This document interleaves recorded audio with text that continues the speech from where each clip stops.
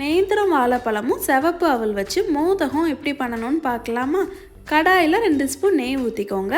1/2 cup துருவின தேங்காய் add பண்ணி நல்லா வதக்கிக்கோங்க. 2 நிமிஷம் வதங்கினதுக்கப்புறமா 1 கப் சிவப்பு அவல் ஆட் பண்ணிவிட்டு வதக்கிக்கோங்க. ஒரு நேந்திரம் வாழைப்பழம், 2 ஏலக்காய் ஆட் பண்ணிவிட்டு இன்னும் ஒரு 5 நிமிஷம் வதக்கி கொடுக்குறேன்.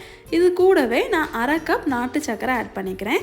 உங்களுக்கு நல்ல இனிப்பு சாப்பிட பிடிக்கும்னா கொஞ்சம் கூட ஜாஸ்தியாக நாட்டு சர்க்கரை ஆட் பண்ணிக்கலாம்.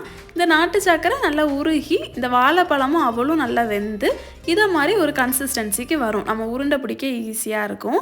இதை ஆற வச்சுட்டு இதை மாதிரி உருண்டை பிடிச்சி ஒரு பிளேட்டில் வச்சுக்கோங்க. 1 கப் புளிக்காத இட்லி மாவு எடுத்துக்கோங்க. 1/2 கப் அரிசி மாவை அதில் ஆட் பண்ணிவிட்டு நல்லா மிக்ஸ் பண்ணிக்கோங்க. நம்ம ஏற்கனவே பிடிச்சி வச்சுருந்த இந்த உருண்டையை அதில் முக்கிட்டு நல்லா கொதிக்கிற எண்ணெயில் மீடியம் ஃப்ளேமில் டீப் ஃப்ரை பண்ணி எடுத்துட்டிங்கன்னா ரொம்ப டேஸ்டியான மோதகம் ரெடி ஆயிரும். குழந்தைங்களோட ஈவினிங் ஸ்நாக்ஸுக்கு இதை மாதிரி மோதகம் பண்ணி கொடுத்து பாருங்கள். ரொம்பவே விரும்பி சாப்பிடுவாங்க.